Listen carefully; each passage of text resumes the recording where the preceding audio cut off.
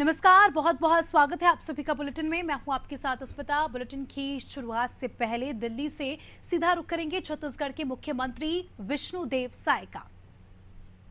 चुनाव आचार संहिता भी था और 13 तारीख को ही आपकी सरकार ने 6 महीने पूरे किए हैं। जी, तो कम ही समय हम लोगों को काम करने के लिए मिला,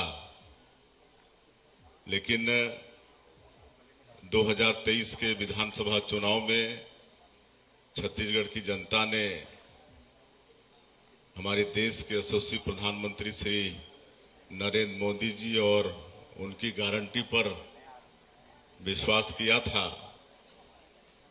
और ऐतिहासिक विजय भारतीय जनता पार्टी को दिलाई थी।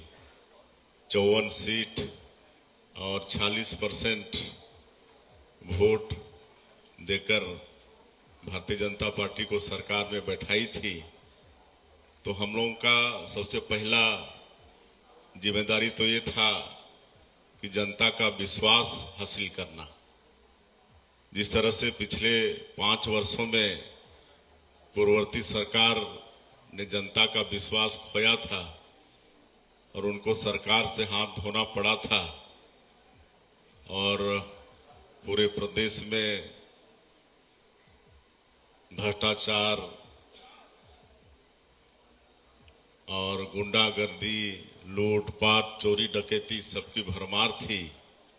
तो इस सब हालात को हम लोग को बदलने थे, तो वो सब हम लोगों ने किया और मोदी की गारंटी में जो भी वादा तत्काल में कर सकते थे उसको हम लोगों ने किया।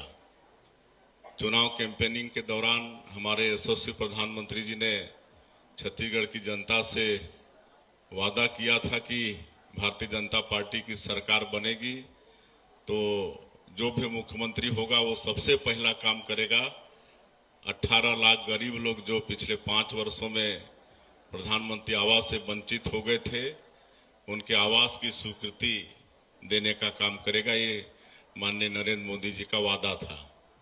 तो 13 दिसंबर 2023 को हम लोग शपथ लिए और 14 दिसंबर को पहला कैबिनेट बुलाकर उसी दिन 18 लाख प्रधानमंत्री आवास बनाने की स्वीकृति दे दी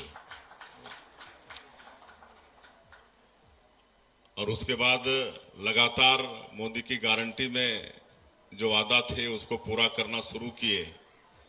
2 साल का किसानों का बकाया बोनस था 12 लाख से ज्यादा किसानों का, उसको भी 25 दिसंबर को श्रद्धेय छत्तीसगढ़ निर्माता अटल बिहारी वाजपेयी जी का जन्म दिवस, जिसको पूरा देश सुशासन दिवस के रूप में मनाता है, तो उस दिन 12 लाख से ज्यादा किसानों का 2 साल का बकाया बोनस 3716 करोड़ रुपया एक मुश्त देने का काम किए। उसके बाद वो धान खरीदी का समय था। हम लोग का वादा था कि प्रति एकड़ 21 क्विंटल धान खरीदेंगे, तो भी शुरुआत कर दिए और 3100 रुपये प्रति क्विंटल धान का कीमत देंगे, वो भी वादा था। तो एमएसपी के बाद जो अंतर की राशि थी 917 रुपये प्रति क्विंटल, और इस साल रिकॉर्ड तोड़ धान की खरीदी हुई। 24,72,000 से ज्यादा किसान धान बेचे और 145 लाख मीट्रिक टन धान की खरीदी हुई। तो अंतर की राशि 13,320 करोड़ रुपया होता था, उसको भी एक मुश्त देने का काम हम लोगों ने किया। रामलला दर्शन योजना की बात थी मोदी की गारंटी में, उसकी शुरुआत कर दिए। तेंदुपत्ता जो हरा सोना कहलाता है छत्तीसगढ़ में, और वनवासियों का एक बहुत बड़ा आय का जरिया है तेंदुपत्ता, और उससे भी करीब 12.5 लाख परिवार जुड़ा हुआ है। तो पिछली सरकार 4,000 उसका कीमत देकर सिर्फ 2 या 3 दिन खरीदती थी पूरे सीजन में, और हम लोग का वादा था कि इसको हम लोग बढ़ाकर 5,500 प्रति मानक बोरा करेंगे और पूरी पत्ती खरीदेंगे। तो वादा भी पूरा किए, 5,500 मानक बोरा के हिसाब से तेंदुपत्ता खरीदे, उनको भी 15 दिन खरीदे, जो भी संग्राहक है वो पूरा तेंदुपत्ता बेच पाए। तो ये सब काम 3 महीने के अंदर ही, 100 दिन के अंदर ही पूरा किए।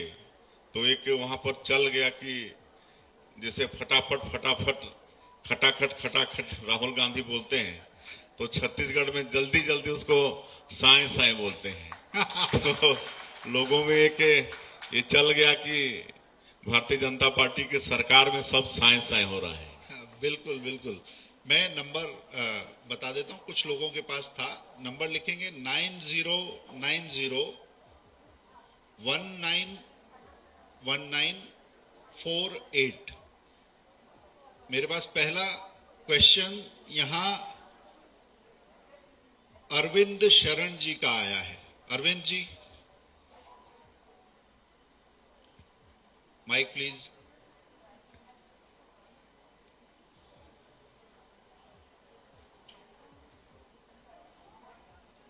हेलो, मेरा नाम अरविंद शरण। आपने छत्तीसगढ़ के सपनों की बहुत सारी बातें की। जो आपने कहा उसमें दिखता है कि छत्तीसगढ़ बहुत आगे बढ़ना चाहता है, वहाँ के लोग भी आगे बढ़ना चाहते हैं। मैं आपसे ये पूछना चाहता हूँ, आपके सपनों का छत्तीसगढ़ कैसा होगा? देखिए, छत्तीसगढ़ को भगवान बहुत फुर्सत से बनाया है। छत्तीसगढ़ में खनिज संपदा भरपूर है। लौह अयस्क का पूरा पहाड़ है, बैलाडीला। कोयला प्रचुर मात्रा में है।